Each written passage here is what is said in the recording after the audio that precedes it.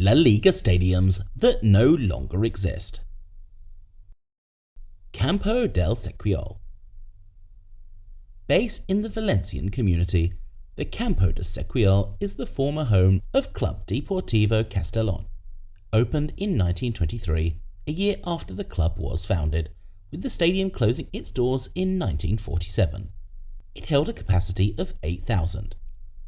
The club enjoyed their best success here as they played 6 seasons in a row in the top flight of Spanish football. The opening of the stadium saw a friendly game between Castellón and RCD Espanyol on the 3rd of November 1923, with the stadium having an initial 6,000 capacity, mostly made up of simple terracing. With the stadium not in the best of shape, as Castellón reached La Primera, they were in need of a new home and they found one in the Estadio Castalia, which was built in 1944. With the much larger stadium built and a capacity of 25,000, Castellón reserved the larger stadium for bigger games while continuing to play at the Campo de Sequiol for a few more years.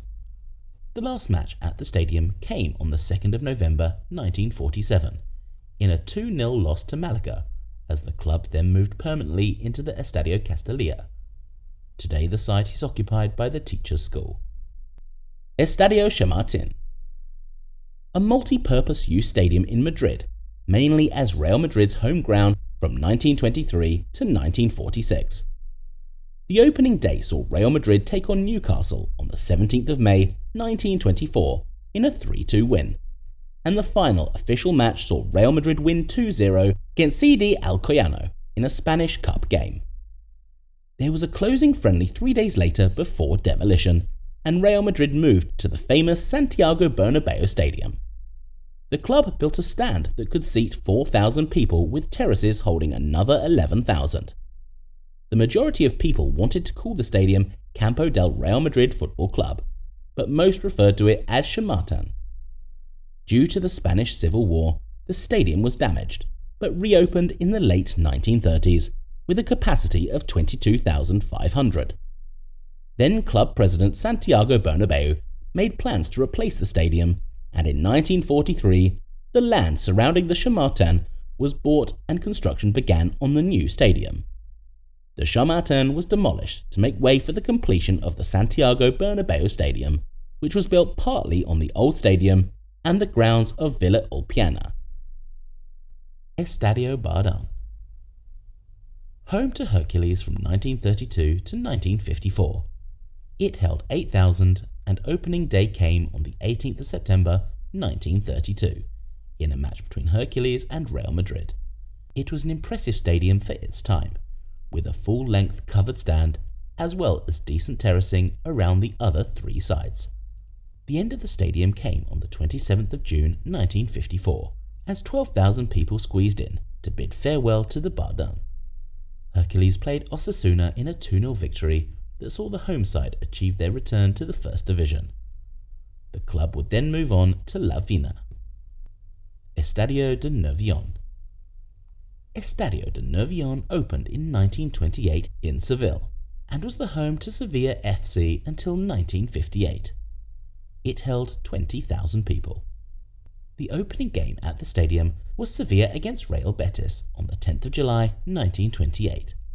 The club would go on to find success here, winning the Copa del Rey in 1939, but their biggest achievement came in the 1945-46 season, as a 1-1 draw with Barcelona was enough to secure Sevilla the Primera title.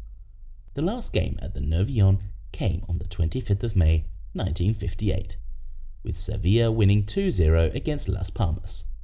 Work on the new stadium had already begun by the mid-1950s, as Sevilla had to move to a bigger stadium to compete with the likes of Real Madrid. The club moved into the Estadio Ramon Sanchez Pizjuan, a stadium that sat right beside the Nervion. The old stadium was demolished and a shopping centre was built in its place years later. Campo del Guinardo. Based in Barcelona, the Campo del Guinardo would be home to CE Europa between 1923 and 1964. It held a capacity of 19,000, with 2,000 of those seated. The stadium was inaugurated on the 8th of December 1923, as Europa welcomed Hungarian club Szombathely Heladas for a friendly game. The club enjoyed 3 seasons in the top flight of Spanish football whilst using the stadium, but mainly they were a force in Catalonia.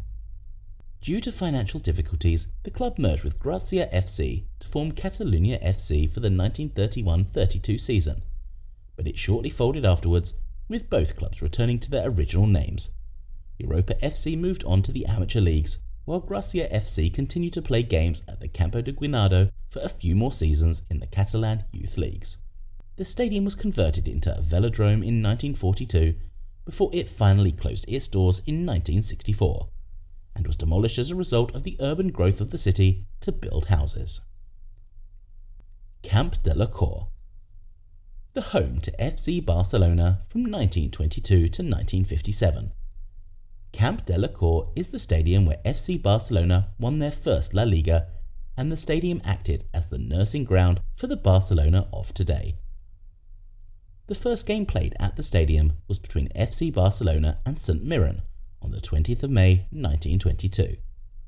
The stadium featured 3 sides of open terracing, whilst on the west side, an 80-metre pitched roof covered a seated stand. Due to the exponential growth of FC Barcelona in the late 1940s, FC Barcelona outgrew the stadium, despite several previous expansions, leading to the stadium reaching a final capacity of 60,000. This led to plans being made for the infamous Camp Nou. Currently, a park by the name of Parc de la Cor is situated on the site where the stadium once was. Estadio Metropolitano de Madrid, home to Atletico Madrid from 1923 to 1966. The stadium held 35,800 spectators. At the time, it became the largest and best stadium in the Spanish capital, costing 1.5 million pesetas. The land towards the northwest gave way quickly, which meant that the northern side of the stadium was made up of wooden bleachers. Officially, the stadium's capacity was listed at 25,000. However, accounts of its size differ due to the additional standing made possible by the athletics track, as well as banks that stood on either side and above the east end. This meant that larger crowds were not uncommon, with as many as 75,000 people reported to have attended games. The opening came on the 14th of May 1923, with a crowd of 25,000 watching as Atletico beat Real Sociedad 2-1. Fans were unhappy with the cost of admission into the stadium, as well as the lack of transport to the stadium itself. It was quickly rectified by 1925, and capacity had also improved to 30,000. Civil war broke out on the 17th of July 1936, which hit Atletico hard, as only 6 staff returned to play, and debts had risen to over 1 million pesetas.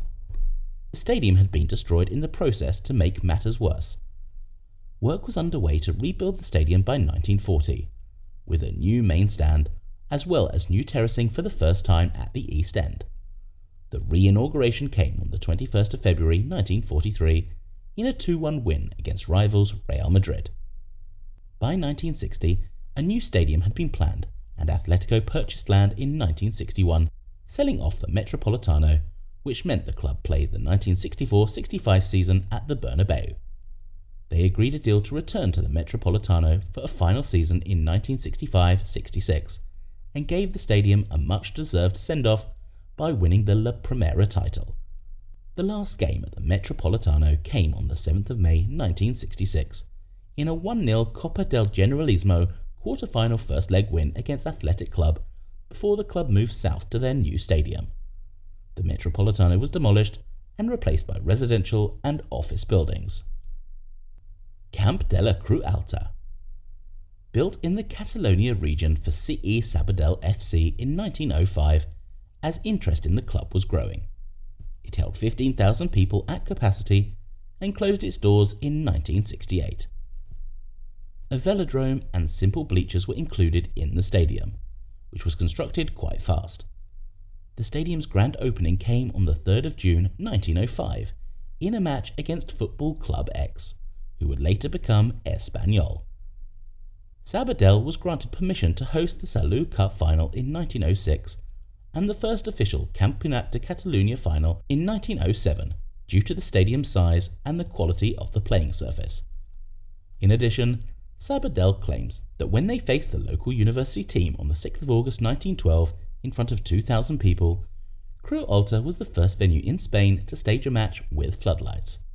The track around the stadium was dismantled shortly after, and the stadium then held a capacity of 11,000, with almost 2,500 of those seated. The club bounced back and forth from La Primera to La Segunda, but a return to the top flight in 1965 showed that the stadium had aged and the club was now in need of playing elsewhere. Work began on a new stadium, with the final league game here taking place on the 16th of April 1967, a 1-0 win for Sabadell against Sevilla. The ground was then demolished later the same year, and today apartment buildings stand in its place. Estadio de Vallejo. The Estadio de Vallejo opened on the 29th of November 1925 until 1969. It was home to Levante UD and had a capacity of 18,000 people. Levante used another stadium, Camp de la Creu, a stadium that was destroyed during the war when Valencia came under heavy bombardment in 1937.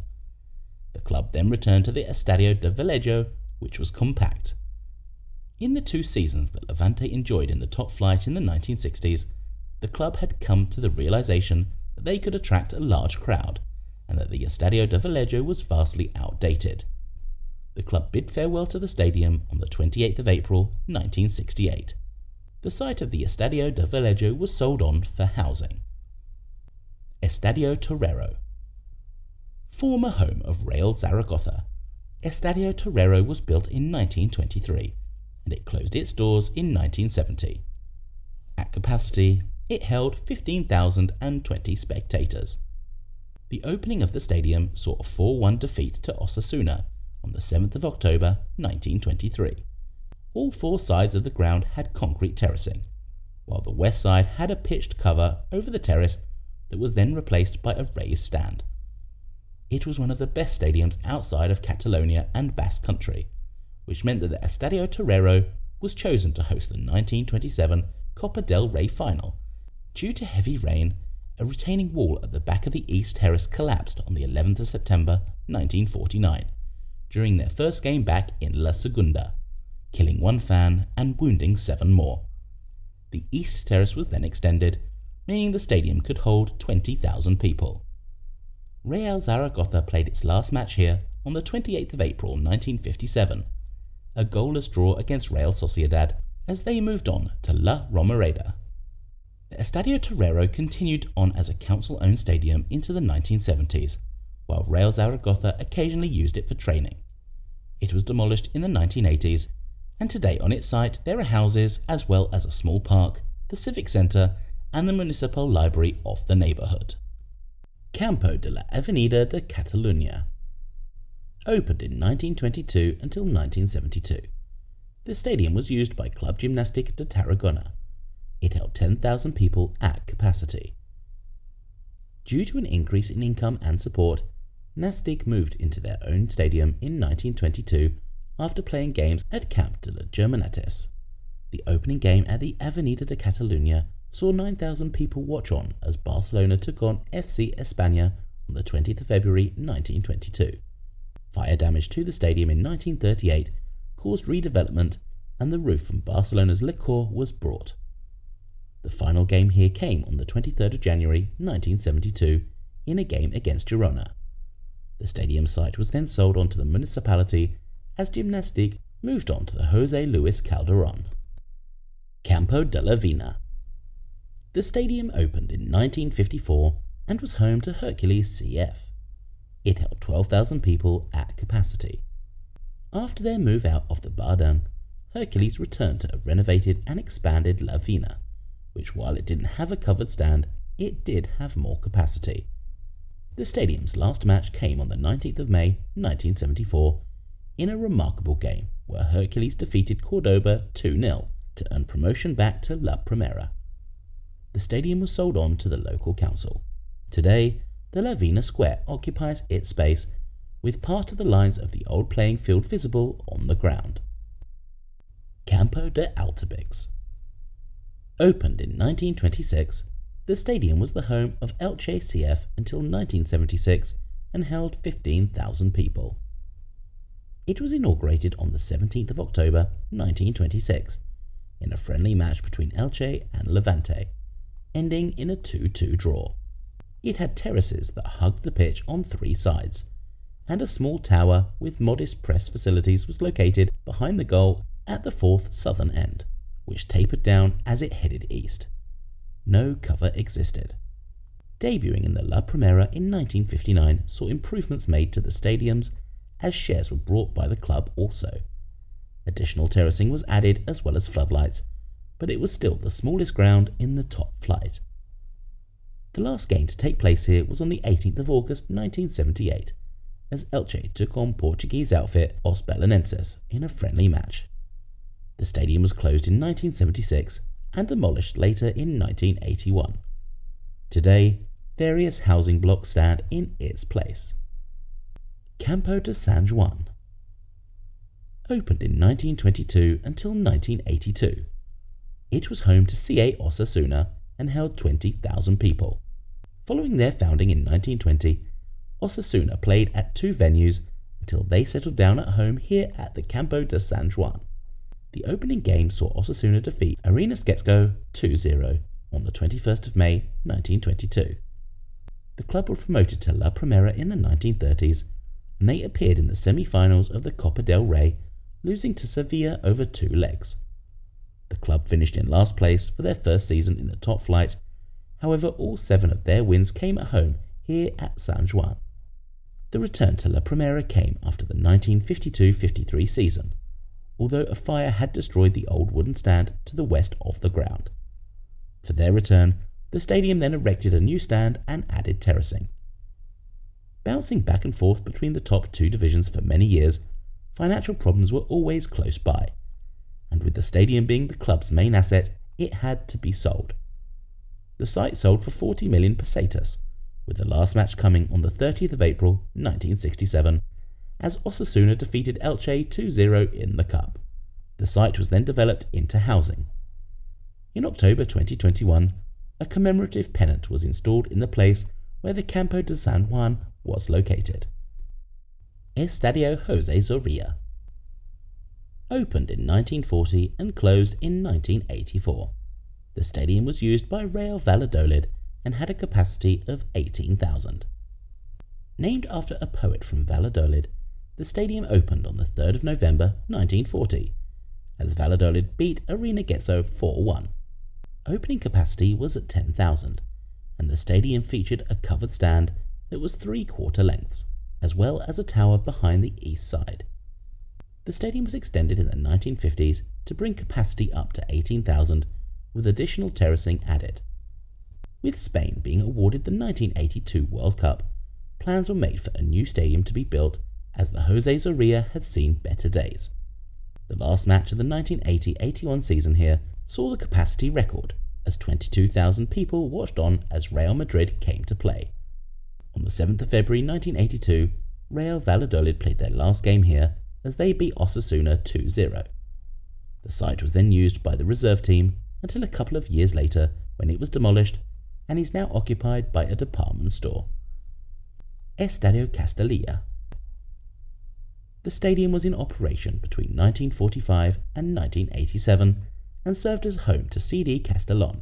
At capacity, it held 10,000 spectators, although other reports suggest 25,000.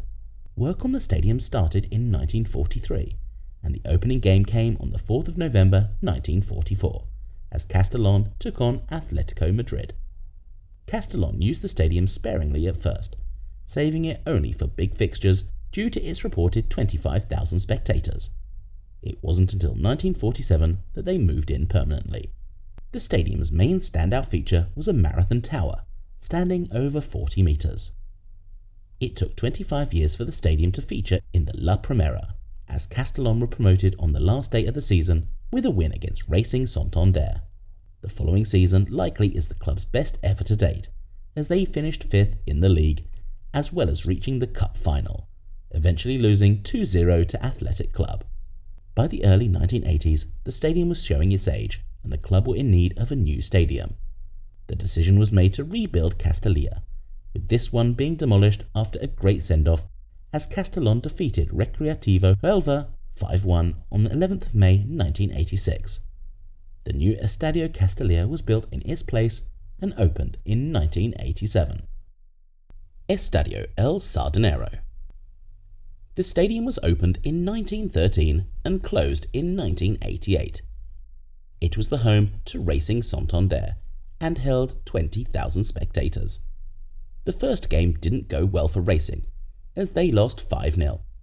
The stadium underwent its first development in 1916, with a wooden grandstand being constructed. New changing rooms were also built.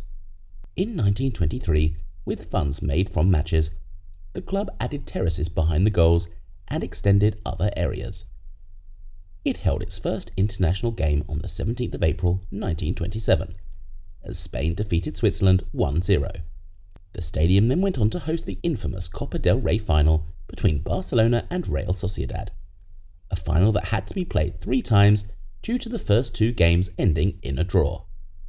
The Spanish Civil War of 1936 to 1939 caused chaos for the club, while the stadium was used as a concentration camp in 1937. In 1954, Racing purchased the stadium for 3.25 million pesetas, and the main stand was extended, with covers added behind the goals. At 72 metres in length, a new stand began construction in the summer of 1961. The stand had a huge curved roof that mirrored the waves from the beach that were just 30 metres away from the stadium. New floodlights were installed in 1982, and the club sold the stadium a year later for 175 million pesetas, with a view to them moving to a new stadium. The last official game to be played here was a 0-0 draw against Granada on the 15th of May 1988, while on the 3rd of June 1988, Racing legends played a national select 11 to bring an end to the stadium. Demolition of the stadium started on the 17th of June 1988, as Racing moved on to the Estadio El Sardinero. The site is now the Masones Park, but the southeast corner is still marked in Racing's green and white colours. Estadio El Arcangel. The stadium opened in 1954 and closed its doors in 1993. It held 15,500 people and was home to Cordoba CF. Under the leadership of new club president Antonio Cruz Conde, plans were made with the local government to purchase the stadium, and the ground was officially reopened on the 4th of February 1955 in a friendly match against Real Madrid. The stadium underwent huge refurbishment in 1962, preparing for the club's debut season in La Primera. Both north and east terraces were extended, and the floodlights were upgraded, with the new stadium now housing 20,000 people. By the 1980s, the stadium was worse for wear, as it had always been vulnerable to flooding. The plan was made in 1991 for there to be a new stadium built with the same name just 500 metres away. The last game came on the 6th of January 1993 as Cordoba lost 2-0 to CP Cancereno. Estadio Los Carmenes. Opened between 1934 and 1995. The stadium was Granada's home and held 22,000 people at capacity. Work started on the stadium in 1933 with a total cost of 110,000 pesetas. The opening match saw Granada defeat Malactiano, now Malaga, 2-1 on the 23rd of December 1934. It was a basic ground with all areas uncovered, and a small seated section for the club's officials, which also housed offices. The stadium underwent its first significant redevelopment in 1968, as the club were once again promoted to La Primera, with a new 2-tier stand on the southern side being built. A few international games were played here. For the most part throughout its lifetime, the stadium remained unchanged apart from the major 2-tier section that was put in place. The last game played here was a 1-1 draw with Sevilla on the 21st of May 1995, with Granada moving to the new stadium with the same name. It was then later used as a car park before being demolished, with apartments now standing on the site. Estadio de Sarria. The stadium was home to RCD Espanyol from 1923 to 1997, before they moved on to Estadio Olympic Luis Companys. It opened on the 18th of February 1923 in a game between Espanyol and UE Som. The capacity was to be 40,000, but ended up being 10,000 due to the club's finances and bankruptcy of the construction company. New stands were installed to increase capacity in the 1950s, and the stadium reached maximum capacity of 44,000 in the 1970s with a new grandstand built. The stadium was chosen to take part in the 1982 World Cup, hosting the 3 group games of Group C. Debts saw the club forced to sell the stadium to real estate developers, and Espanyol would move on to the vacant Olympic Stadium. The last match was played on the 21st of June 1997, in a 3-2 win against Valencia. The stadium was demolished on the 20th of September 1997 and converted into a park. Estadio La Puentecilla. Opened in 1955 to 1998, the stadium held 12,844 at capacity and was home to Cultural y Deportiva Leonesa. The inaugurated match took place on the 23rd of October 1955, with Cultural playing Athletic Bilbao in front of 27,427 spectators. Bilbao would go on to win 3-1, although the club did make over 1 million pesetas at the gate, a record that remains as the highest attendance in the club's history. The main stand of the stadium was 1 tier of seating with a low roof. The other 3 sides were good-sized terraces, and a tower stood behind the north side that also had a scoreboard. The last match at the ground took place on the 31st of October 1998, with Cultural defeating Baracaldo 4-1. Soon after, the stadium and the surrounding area was demolished. Today, several residential and office buildings stand in its place. Atotxa Stadium. Home to Real Sociedad for 80 years, between 1913 and 1993. It had only 1 small stand when it was first constructed, but shortly a new double-decker main stand with an open terrace on the other side was added. The opening game came on the 5th of October 1913, in a match between Real Sociedad and Athletic Club Bilbao. A new covered main stand was built in the 1940s, and then 2 new stands at both ends of the stadium were built in the 1950s. The ground had a reputation for its intimate atmosphere due to how close the stands were to the pitch.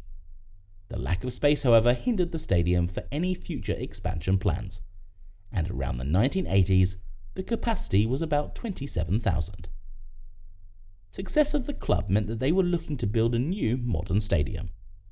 On the 22nd of June 1993, the stadium held a farewell game between Real Sociedad and the Basque Country as Sociedad would move on to Anoeta Stadium.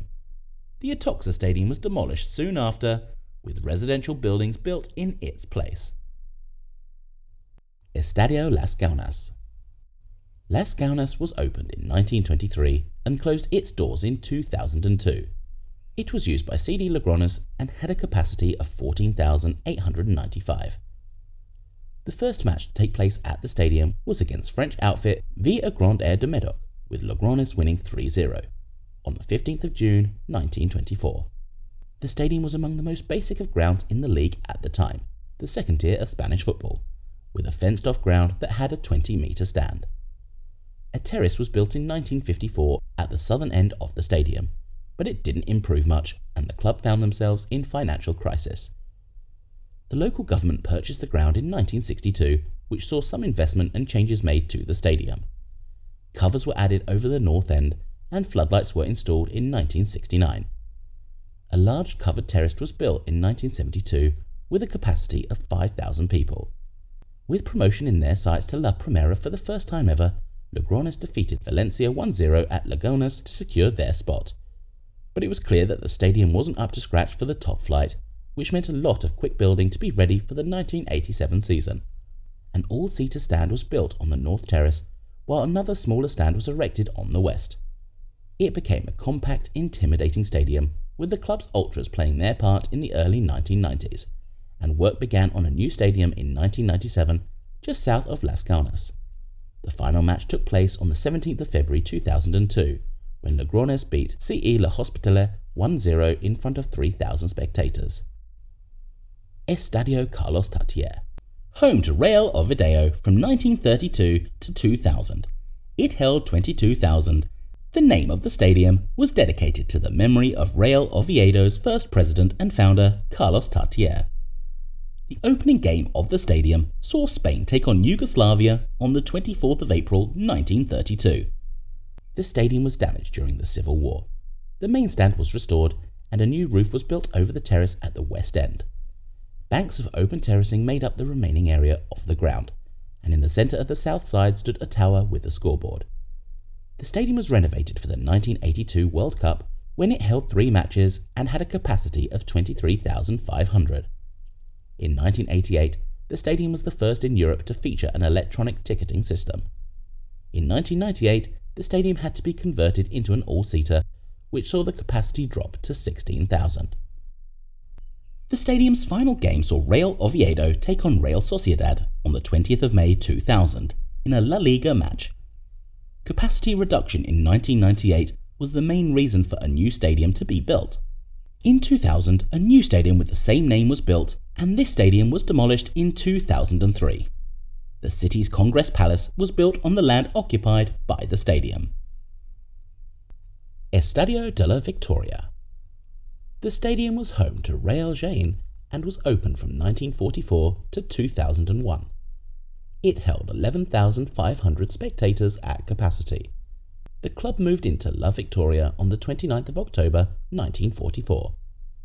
The team and stadium's reputation grew over the next few years, with La Victoria a compact stadium in the heart of the city. All 4 sides of the stadium remained open, giving free views to the surrounding tenements.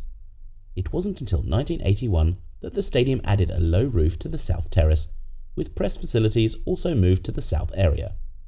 Bench seating was installed in 1997. Even towards the end, the stadium was well loved and tightly packed with 11,500 people. Towards the start of 1999, the local government started to work on a new stadium, and the final came on the 17th of June 2001 when Real Betis defeated Real Jaén 2-0. The site was finally fully demolished in 2005. Today, in its location, there is an El Corte Inglés and a public park. Estadio Colombino. The Estadio Colombino was built in 1957 and closed its doors in 2002. It was home to Recreativo de Huelva, with a capacity of 13,000 people. The stadium was inaugurated on the 6th of September 1957, with Recreativo playing a combined 11 of Real Madrid and Athletic Bilbao players. A place in the top flight was secured for the very first time, and Recreativo would go on to win just 8 matches in the 1978 season, finishing bottom of the table and finding themselves in financial trouble. The club struggled to survive, but did well to do so during the 1980s and 90s. With promotion back into La Segunda in 1998, it meant the club would need to become a limited company and had to sell the stadium to the government. They continued to play on at the stadium for the next few seasons, but the stadium had rarely been improved throughout its time, and it showed. The stadium was falling apart and was not fit for the league, and the Colombino saw its last match on the 9th of December 2001 with a 0-0 draw against Levante. The reserves continued to play here, but it closed its door in 2002 and demolition came in 2007. The site is now occupied by a car park. Estadio San Mames. Known as the Cathedral, it was home to Athletic Bilbao from 1913 to 2013, Spain's oldest stadium until its demolition. Officially opened on the 21st of August 1913, in a friendly with Racing Club de Irún, the stadium initially held 7,000 people, but over time the capacity grew to 40,000. It was renovated twice, first in 1952 and then again in 1982, when the stadium was almost entirely rebuilt for the 1982 FIFA World Cup.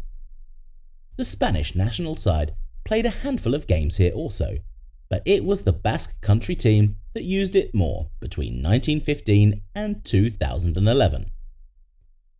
A farewell match was played on the 5th of June 2013 between Athletic Bilbao and Biscay 11, a team consisting of players born in the province based with other clubs. Bilbao introduced some of their old heroes back onto the pitch as substitutes, whilst other legends were also in attendance.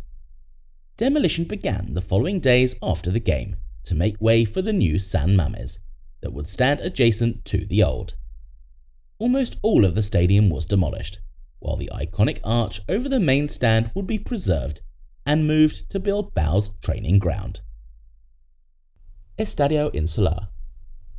Estadio Insular was built in 1944 and closed in 2003. It was home to UD Las Palmas. It held 21,000 spectators at capacity. The opening match came on Christmas Day 1944, as Las Palmas 11 took on a select Port 11. It held 8,000 at the beginning, but was extended in 1950 to hold 25,000. Las Palmas played their first game at the stadium on the 9th of October 1949, with a match against Marino FC. Entering the 1990s, the stadium was said to be an atmospheric ground with around 21,000 yellow and blue seats, all close in towards the pitch. The only covered area was the north side, with the largest seats arranged in 3 tiers behind the west goal. The outside of the stadium was also bright and painted yellow and blue. By the end of the 1990s, the stadium was living on borrowed time, and the local government began to build a new stadium in the year 2000. The last ever fixture played here came on the 29th of June 2003, a 2-0 win against Elche that brought an end to almost 60 years of the stadium. The stadium stood until 2014, when the council started work to convert it into a sports and activity park. It is currently an urban park, with 2 of the stands being integrated into the design. Estadio Luis Sitjar. Opened in 1945, the stadium was Real Mallorca's home and it held 18,000 people at capacity. The stadium was officially opened on the 23rd of September 1945 as Mallorca defeated Zeraz 3-0. Promotion to the top flight in 1960-61 season saw improvements made to the stadium, with an upper tier added to the west side and other extensions to end terraces. The capacity rose to 31,000. They returned once again to La Primera in 1983, which saw more of the stadium extended, adding an extra tier to the north, raising capacity again to 38,000. The club struggled and their remaining 3 games had to be played elsewhere as the RFEF forced closure of the stadium due to part of the wall on the south terrace collapsing. Several fans were injured. The capacity was drastically cut when FIFA's all-seater rules were installed as the club won promotion in May 1997, bringing it down to 19,000 spectators. The 1998-99 season was the beginning of the end for the Estadio Luis Sitjar, although the stadium went out in style as it proved to be a fortress for Mallorca, losing only 2 of their 26 games that season at home. The final game came on the 13th of June 1999 when Mallorca defeated Celta Vigo 2-0. The stadium continued to host reserve matches until 2007, with the stadium falling further into disrepair. Plans were in place for the return of the club to the stadium, but financial difficulties made it impossible, and the site was eventually fully cleared in 2016, with nearly all trace of the stadium now gone. Vicente Calderon. The Vicente Calderon Stadium was the home of Atletico Madrid for just over half a century, from its construction in 1966 until 2017. Although the first match was played in the stadium in 1966, the stadium was not actually completed until 1970 due to funding problems. At the time of its completion, it had the largest all-seater capacity of any stadium in Europe. In the 50 years they played there, Atletico enjoyed much success, winning La Liga 5 times and the Copa del Rey 7 times. The stadium held the Group D matches for the 1982 World Cup. Another notable feature of the stadium was that the M30 dual carriageway passed directly beneath one of the main stands. Atletico Madrid moved on to the Wanda Metropolitano Stadium in 2017, and demolition of the Vicente Calderon finished on the 6th of July 2020. The land is currently being developed into housing and a shopping centre. Comment below which of these stadiums was your favourite.